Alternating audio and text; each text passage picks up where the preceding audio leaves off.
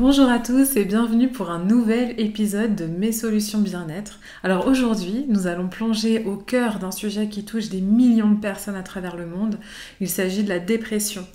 Alors même si le sujet vous semble lourd ou trop familier, je vous encourage à rester connecté. Pourquoi ? Parce qu'on ne va pas seulement survoler les bases de la dépression, on va vraiment explorer les rouages internes, les différentes facettes qui la composent et puis bien sûr les solutions naturelles qui peuvent aussi apporter de l'espoir.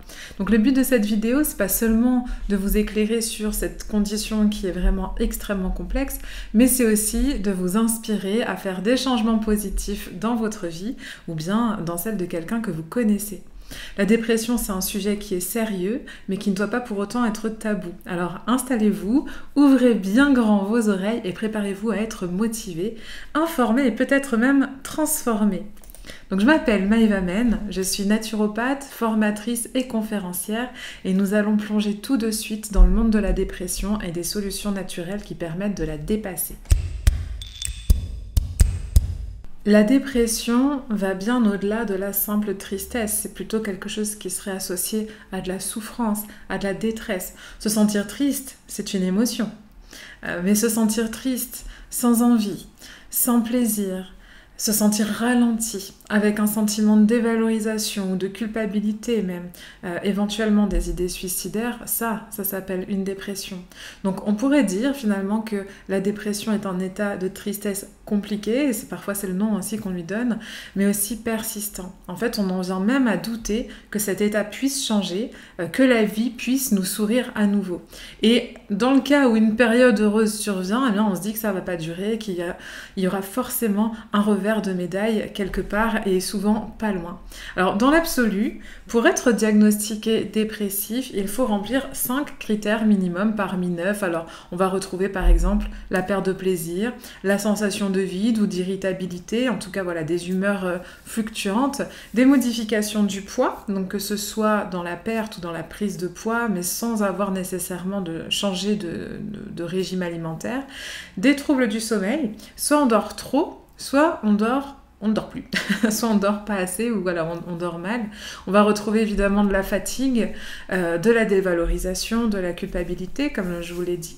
Une difficulté à penser aussi, à vraiment élaborer des réflexions ou même à prendre des décisions.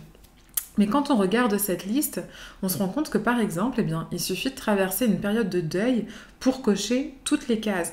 Est-ce que cela signifie que nous sommes en dépression à ce moment-là ? Bon, c'est une question ouverte, hein. Je ne vais pas forcément y apporter de réponse.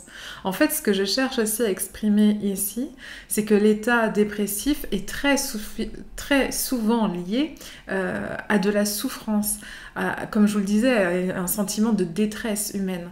Donc cette liste, à mon sens, elle ne veut pas dire grand-chose. Alors comme je vous dis, hein, c'est vraiment à mon sens. En tout cas, si on ne la remet pas dans le contexte de la personne, c'est ça pour moi qui est primordial. Là, on va pouvoir demander ou se demander, avez-vous une raison particulière de vous sentir aussi bouleversé ? Que s'est-il passé dans votre vie ? Qu'est-ce qui fait que vous vous sentez tourmenté ?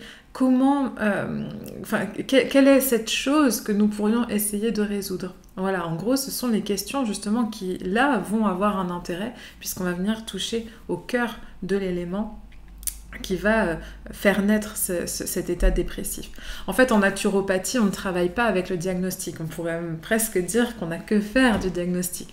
Ce qui compte, ça va être la personne, ça va être son histoire. Et c'est pour ça qu'on apprécie de travailler avec des psychologues aussi, parce que pour tout ce qui est en lien, par exemple, avec les blessures d'enfance, normalement, en naturopathie, on n'y touche pas. Là, c'est vraiment réservé, évidemment, parce qu'on ne voudrait pas réactiver non plus des choses qu'on ne serait pas à même d'accompagner ensuite. Donc, ce qui nous intéresse, c'est vraiment de comprendre ces raisons pour lesquelles la personne qu'on reçoit se sent mal, parce que ces raisons existent. On va aussi aller chercher au niveau des causes physiologiques du déséquilibre. Alors par exemple, si on parle purement du physiologique, on peut se rendre compte qu'une dépression peut en fait cacher un ralentissement thyroïdien qui peut ne pas être diagnostiqué. Et à ce moment-là, on va se sentir fatigué, on va se sentir ralenti, triste. On peut aussi avoir du mal à élaborer, on peut avoir du mal à passer à l'action, etc. Et donc là, l'antidépresseur, il ne va pas changer grand-chose. Et puis, bien sûr, donc, je vous ai dit qu'on allait s'intéresser au contexte de la personne, à son fonctionnement physiologique, et puis on va aussi s'intéresser aux ressources de cette personne et aux solutions qu'il sera possible de mettre en place. Parce que c'est pareil, il y en a. Alors souvent, on fait le rapprochement entre dépression et anxiété. En effet, ce sont deux diagnostics qui ont tendance à se recouper. Il y a quand même une proximité. L'une ne va pas sans l'autre et souvent, l'une ne s'améliore pas sans que l'autre s'améliore. Donc, ces maladies, elles ne sont pas identiques. On pourrait dire qu'elles sont jumelles. C'est un petit peu comme si une partition était jouée par deux groupes de musique qui ont des styles différents. Voilà, mais on a la même partition à la base. En tout cas, l'OMS fait de la dépression la deuxième maladie recensée après les maladies cardiovasculaires dans les dernières années et la deuxième cause d'invalidité dans le monde. Alors en France, on a un statut un petit peu particulier par rapport à ça parce que on est réputé être un pays dépressif. C'est-à-dire qu'on estime qu'au moins une personne sur 5 a souffert ou souffrira de dépression au cours de sa vie. Et il faut savoir qu'il n'y a pas d'âge pour la dépression, en tout cas peut-être pas l'âge qu'on croit, parce qu'il y a tout de même une prévalence chez les jeunes gens, alors qui sont quand même plus touchés que les personnes âgées. Les femmes aussi sont 2 fois plus touchées par la dépression que les hommes et depuis 2020, on bat des records au niveau des ventes, de la consommation d'antidépresseurs, d'anxiolytiques, de somnifères, alors qu'on plaçait la barre déjà très haut à la base.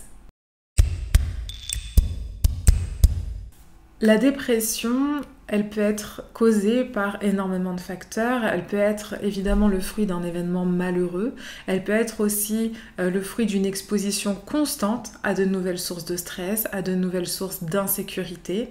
En fait, on pourrait dire qu'on devient dépressif à partir du moment où on perd la force de se battre. Mais dans le chronique, quoi.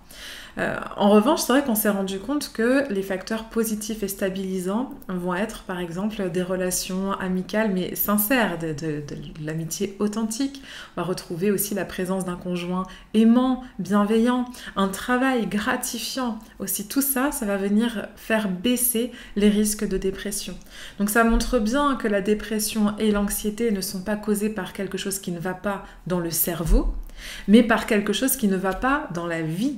Et ça, c'est fondamental, parce que si les causes de la dépression se trouvent dans la vie et non dans le cerveau, eh bien, les solutions pour s'en sortir se trouvent également dans la vie. Et bon, là, on remet aussi un petit peu en question tout ce paradigme auquel on est souvent soumis dans ce type de situation.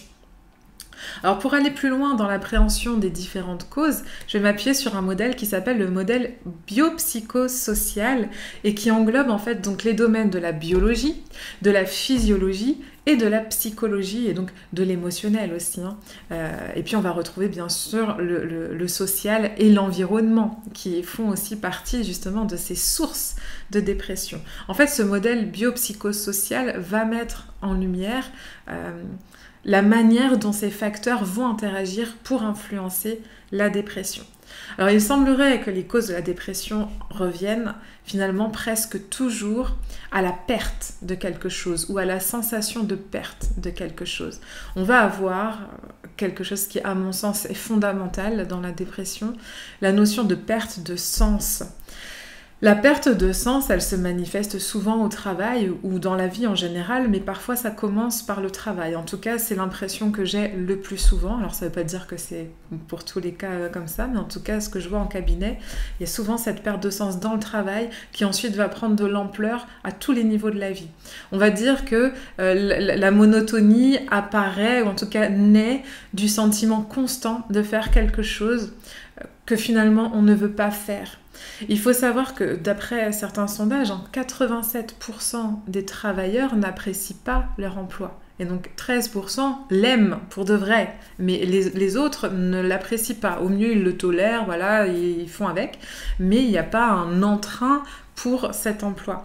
Et si en plus à ça on ajoute le manque de reconnaissance au travail et aussi le manque de contrôle, bon alors ça c'est un autre sujet, mais c'est vrai que le stress va aussi être lié au manque de contrôle pour des personnes qui sont dépossédées de leurs responsabilités. C'est ce qu'on retrouve dans les phénomènes d'impuissance acquise en psychologie, par exemple. Alors là, on va exploser les scores justement au niveau de la perte de sens et de la perte de son essence, presque. On va aussi avoir la perte de lien social, c'est le deuxième point. En fait, on s'est rendu compte que le taux de cortisol chez une personne seule qui se sent isolée peut égaler celui d'une victime d'une agression physique. Donc, c'est-à-dire que quand on est seul, on peut avoir un taux de cortisol similaire à quelqu'un qui se fait rouer de coups. C'est pas rien quand même. On a retrouvé aussi chez ces personnes plus de risques à développer des maladies infectieuses ou de mourir d'une maladie chronique si maladie chronique il y a. Alors on peut se poser la question aussi par rapport à tout ce qui s'est passé là ces dernières années, au fait des isolements respectifs de chacun, etc. Et c'est vrai que en fait on nous a toujours appris que l'homme était un animal social par définition. Et on pourrait dire qu'il a autant besoin de la tribu que l'abeille a besoin de sa ruche en fait. Et c'est une réalité. Et puis il faut savoir qu'en France, les jeunes qui souffrent le plus de dépression sont aussi, c'est la même catégorie qui souffre le plus de dépression, qui souffre le plus de solitude. Et chez les jeunes, on ressent encore la solitude plus fortement que chez la personne âgée. Donc ça, c'est le deuxième point. Le troisième point, ça va être la perte des valeurs intrinsèques. Alors, en fait, on pourrait presque dire que la dépression, c'est une perte de motivation. Or, il existe deux types de motivation. On va avoir justement d'une part les motivations intrinsèques et les motivations extrinsèques. Une motivation intrinsèque, c'est ce qui nous pousse à nous améliorer, c'est ce qui nous pousse à nous épanouir, c'est ce qui nous fait connecter à ce qu'on appelle l'état de flow, quand on est vraiment en pleine conscience, quand on est bien dans ce qu'on fait, etc. Alors qu'une motivation extrinsèque va être liée à des demandes extérieures ou à des obligations. Si on doit imager un petit peu ces deux types de motivation, on pourrait dire que la différence entre les deux, c'est la même qui existe entre le fait de jouer du piano parce que ça nous fait plaisir, parce que ça nous épanouit, ou le fait de devoir jouer du piano alors qu'on veut plus en entendre parler, dans un bar miteux qu'on a en horreur, tout ça pour payer notre loyer à la fin du mois sous peine d'être expulsé. Voilà, donc c'est pas du tout le même type de motivation et en fait, ces motivations extrinsèques vont empoisonner aussi nos relations avec les autres.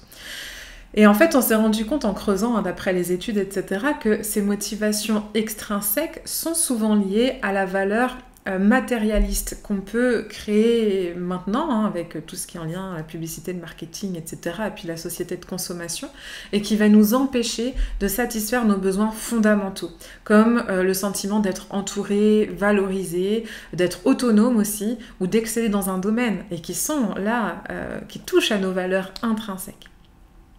Et puis un autre point aussi, toujours dans les pertes, on va retrouver la perte du respect social. En fait, le stress social va découler de la peur, de la crainte de perdre son statut social.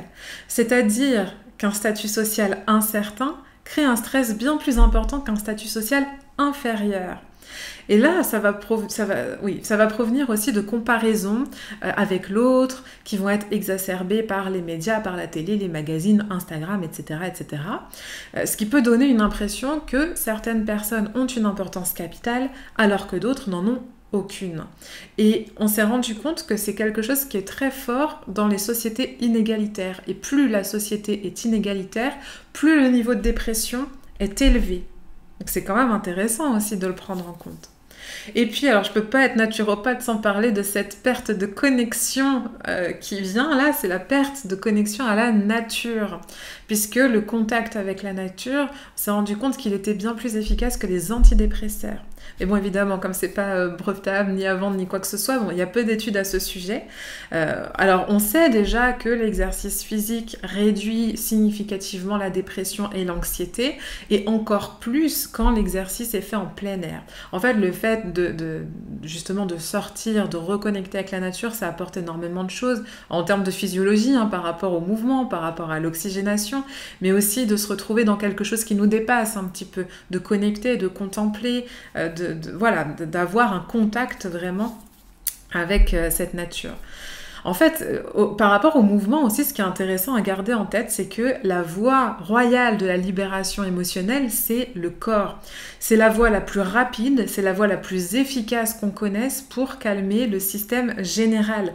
Il faut se souvenir que avant d'être des humains, nous sommes des primates, et avant ça, nous sommes des mammifères, et avant ça, nous sommes des vertébrés. Donc en fait, dans l'urgence, il vaut mieux une course qu'un discours, quoi. Même si ce discours est très sensé, même si la verbalisation peut apporter, mais c'est vrai que le fait de mettre le corps en mouvement est encore plus intéressant. Alors il y a aussi une dernière perte que je souhaitais aborder avec vous, c'est la perte de l'espoir et de la vision du futur. On s'est rendu compte que la capacité à se projeter des personnes en dépression est atrophiée, comme un muscle qui n'est pas utilisé, par exemple. Or, on s'est rendu compte aussi que le sentiment d'un avenir favorable va constituer un rempart qui est assez exceptionnel face au désespoir. Et pourtant, la France est un des pays les plus pessimistes. Alors, jusqu'à il n'y a pas si longtemps que ça, hein, en 2018 déjà, alors imaginez maintenant, mais bref, 3 Français sur 5 se déclaraient inquiets à propos du futur. Et j'avoue que j'ose même pas imaginer la tendance actuelle avec tout ce qu'on met dans nos esprits, etc. Et pourtant, le fait d'avoir une image stable de soi dans le futur apporte une perspective et c'est vraiment porteur. Donc on parle beaucoup aussi de précarité de l'emploi. En parallèle, on va parler de l'insécurité financière, d'un manque de perspective, alors que ce soit au niveau justement professionnel, mais même au niveau de la planète elle-même, de l'écologie, etc. Donc il y a aussi beaucoup de choses qui viennent nous toucher. Et on parle beaucoup de ce phénomène d'éco-anxiété, mais c'est vrai que c'est quelque chose qu'on trouve de plus en plus souvent. Alors évidemment, il existe d'autres facteurs, hein, comme des traumatismes ou des situations de grande détresse psychologique qui vont être des déclencheurs de dépression, c'est évident. Et puis au final, et c'est vrai qu'il reste des facteurs biologiques dont on n'a pas encore parlé. En fait, il faut savoir que le facteur génétique, il est vraiment minime. On va dire qu'il va influencer à 37%, ça a été mesuré, il va influencer à 37% la vulnérabilité à la dépression. En fait, ce qui compte surtout, c'est l'épigénétique, comme on en parle aussi souvent, mais dans l'épigénétique, ce qui va être le plus important encore, ça va être la plasticité cérébrale.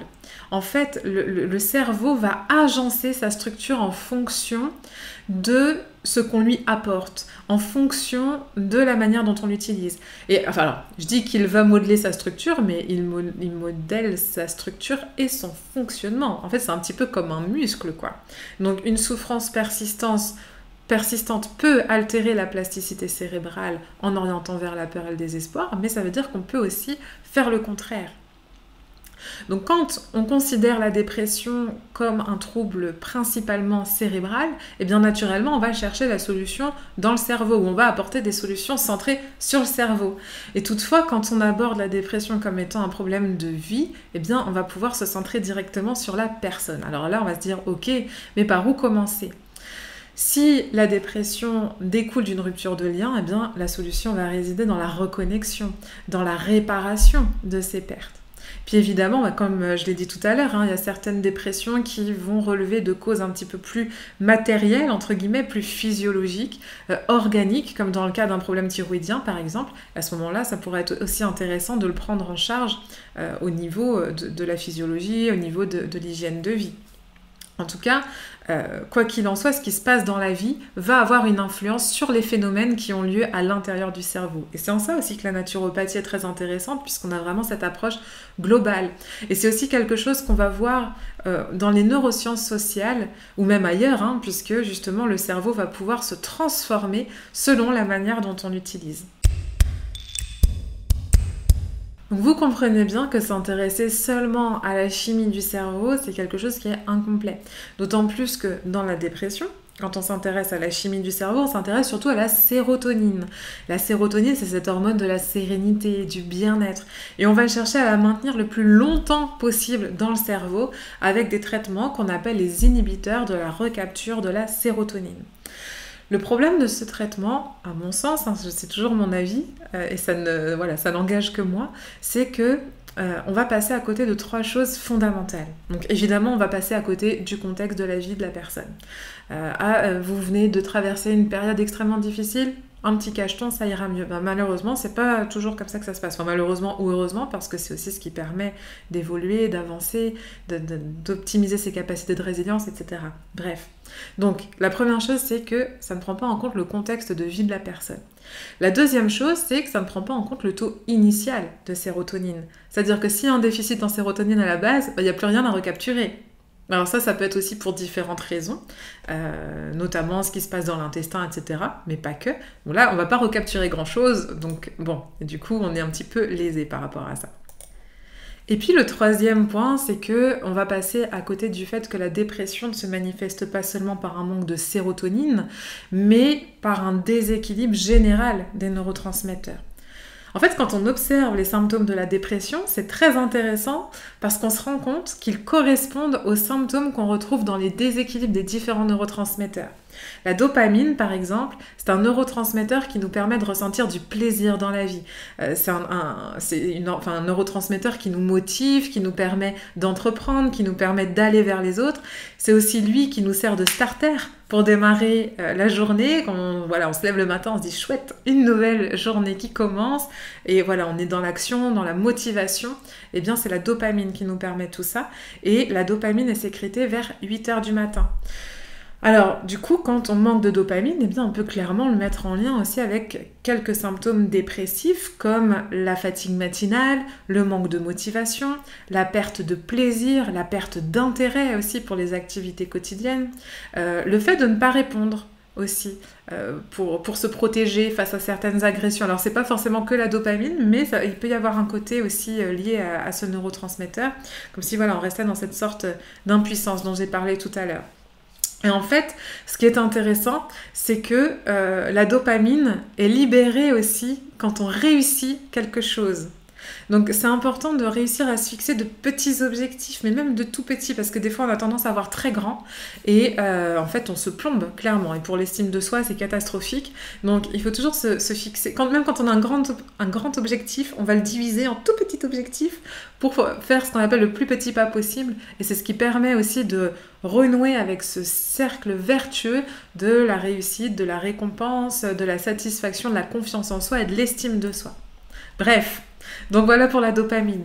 On va aussi avoir la noradrénaline et l'adrénaline, qui sont d'autres neurotransmetteurs, mais qui vont être synthétisés à partir de la dopamine. Et puis on va avoir aussi des cofacteurs, justement, comme les vitamines du groupe C, les vitamines du groupe B, la vitamine C, etc. Donc déjà, si on a peu de dopamine à la base, on n'aura pas ou peu de noradrénaline et d'adrénaline.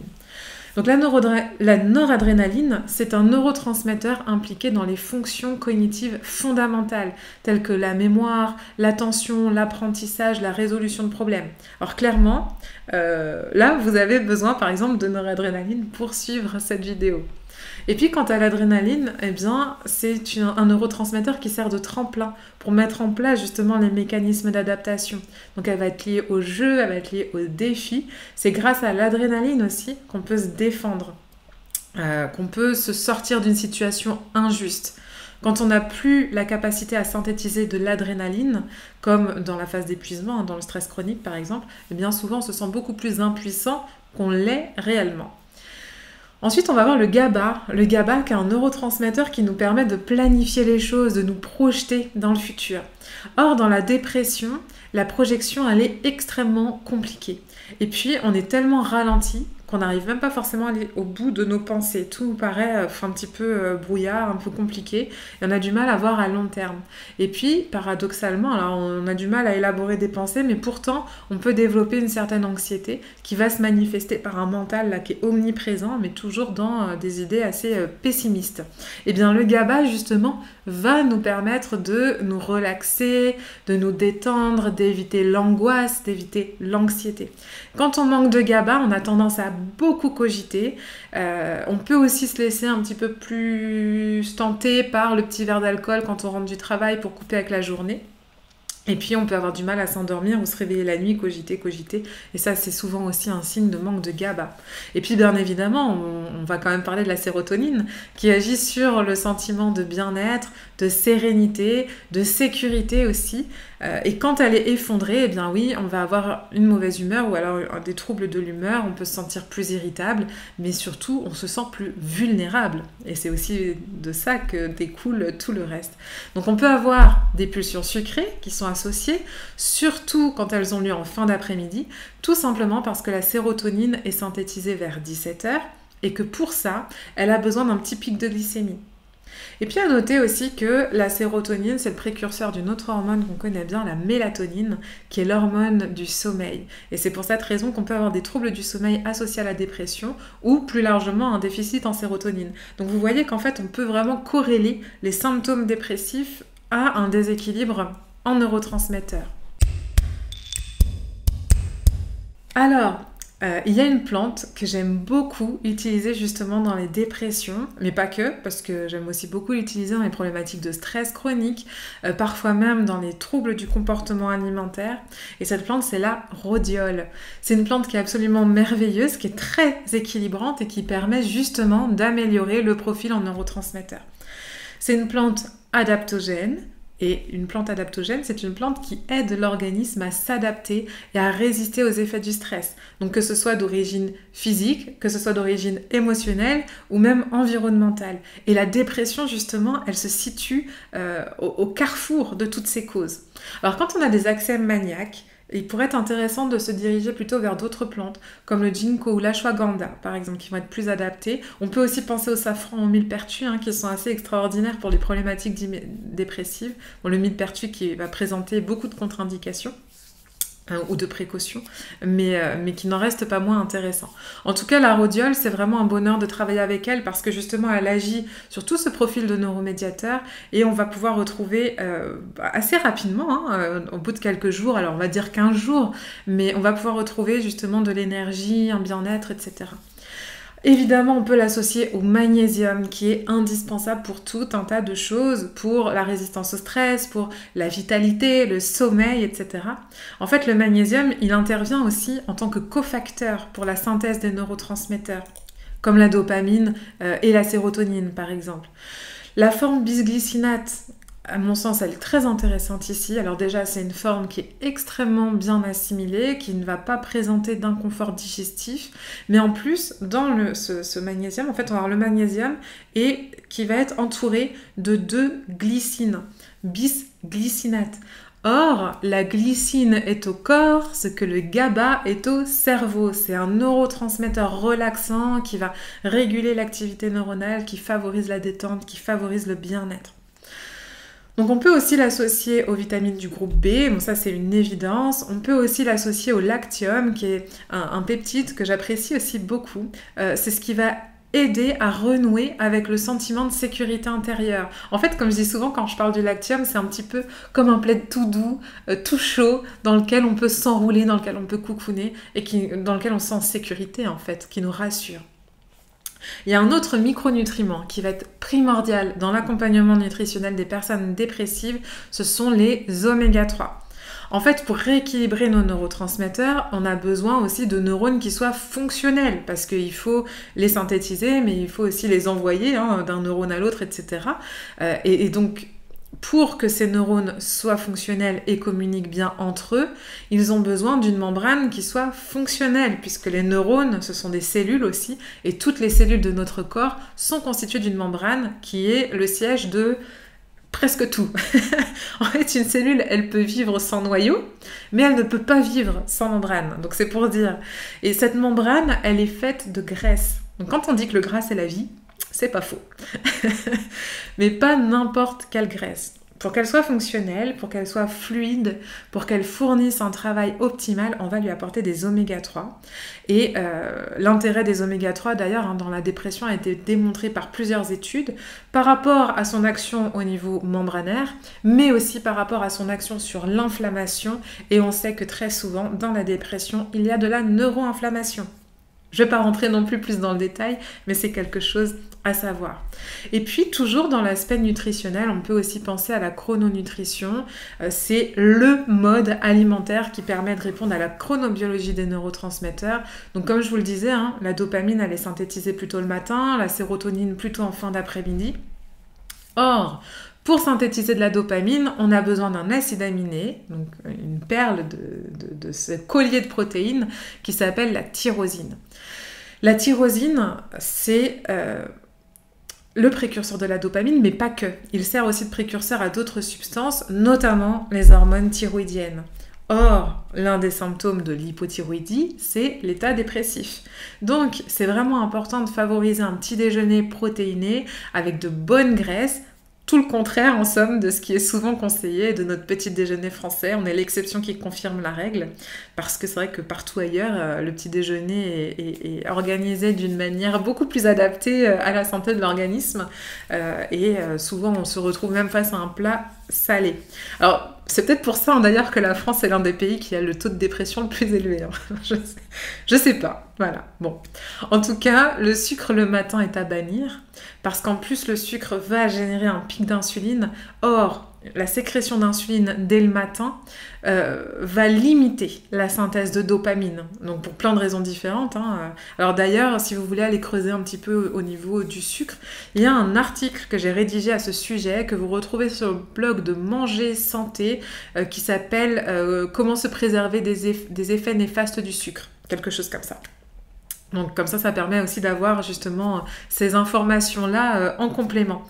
Et donc on va vraiment le matin privilégier des aliments protéinés, des aliments gras comme les oléagineux, les purées d'oléagineux aussi, les avocats, les œufs qui sont les meilleurs aliments du petit déjeuner, ou bien aller même sur du salé. Donc on va reporter le sucre au moment du goûter. Parce que comme je vous le disais, la sérotonine a besoin d'un léger pic de glycémie pour être synthétisée. Et puis parce que c'est important aussi de ne pas être dans la frustration totale. C'est très compliqué chez quelqu'un qui a envie, qui a besoin de ces petits aliments sucrés pour se sentir bien, de lui dire « bah non, vous faites du mal, arrêtez tout ». C'est très violent. Donc non, pas de frustration, on accompagne et justement, c'est comme ça que ça se passe le mieux. Alors la collation idéale, évidemment, ça va être un fruit frais avec une poignée d'oléagineux, donc des amandes, des noix, des noisettes, etc., qui vont apporter cet acide aminé, le tryptophane, qui est le précurseur de la sérotonine. Puis on peut prendre aussi un carré de chocolat noir, parce que là on va retrouver le tryptophane, le magnésium, et puis un petit peu de sucre aussi pour justement ce pic de glycémie. On va s'intéresser à ce qui se passe dans l'intestin. Et effectivement, le microbiote aussi a tout son rôle à jouer, puisqu'il va intervenir au niveau de la digestion, il intervient au niveau de la santé de l'intestin, au niveau du système immunitaire, et donc au niveau de l'inflammation. Notamment de l'inflammation chronique. Cette inflammation chronique qu'on va appeler neuroinflammation quand elle touche le cerveau. Et donc cette inflammation qui touche le cerveau peut entraîner et contribuer aux troubles de l'humeur, y compris à la dépression. Donc c'est aussi une autre preuve de la manière dont notre système digestif peut influencer notre santé mentale à travers cette autoroute fondamentale qu'est l'axe intestin-cerveau. Pour ça d'ailleurs, on peut aussi penser au régime méditerranéen qui est super pour le microbiote, qui va apporter aussi des polyphénols qui sont des grands protecteurs cérébraux, si tant est qu'on mastique suffisamment, bien sûr. Et puis avant de vous quitter, je voudrais quand même vous partager un petit bonus avec justement d'autres choses aussi qu'on peut mettre en place en dehors de la nutrition et de la micronutrition et de la phytothérapie. Il faut savoir qu'un des outils les plus puissants pour améliorer son état en cas de stress, en cas d'anxiété ou en cas de dépression, c'est la respiration. Et la respiration abdominale. Donc n'hésitez pas à observer comment vous respirez pour pouvoir justement optimiser ça aussi. C'est quelque chose que vous pouvez emporter partout avec vous, qui est gratuit et qui fait un bien fou. Il y a la marche aussi. Alors là, il y a pléthore d'études qui montrent que la marche, et notamment la marche rapide, va avoir des effets très bénéfiques sur la dépression. Et puis j'ai envie de dire, en fait, dans un plus large contexte, tout simplement prendre soin de soi. Enfin, trouver un rituel qui vous anime, qui vous fasse du bien. Donc ça peut être tout un tas de choses différentes et des choses qui permettent aussi de retrouver du sens, de retrouver du lien, bref, tout ce qu'on a vu en début de vidéo. Il y a aussi un petit exercice qui peut être sympa, c'est les 3 kiffs, ou 2 ou 1, les 3 kiffs par jour. Après, vous vous fixez l'objectif que vous souhaitez, pas plus de 3, parce que sinon on risque d'être déçu, surtout au début, quand c'est pas facile encore de voir le positif dans la vie. Donc les 3 kiffs, eh bien ça va être justement de noter, ou en tout cas de revisualiser ces 3 moments de joie, de bonheur qu'il y a eu dans la journée. Et puis s'il n'y en a pas, eh bien tant pis, mais créez-les, créez ces moments de bonheur. Et ça peut être de sourire à quelqu'un, ça peut être de partager quelque chose, ça peut être de regarder une fleur s'ouvrir, d'écouter des oiseaux chanter, voilà, de refaire du lien avec quelque chose. Généralement, ça nous apporte beaucoup de bonheur. Et comme on dit, le bonheur n'est réel que quand il est partagé. Alors je pense que c'est sur cette phrase que je vais vous quitter et j'espère sincèrement que vous allez trouver plein de pistes. Essayez de repartir de cette vidéo avec une chose à mettre en place, une chose qui vous a attiré, qui vous a parlé et qui vous permette d'enclencher ce cercle vertueux pour vous retrouver. Bon, à bientôt, merci de m'avoir écouté et puis on se retrouve bientôt pour d'autres aventures.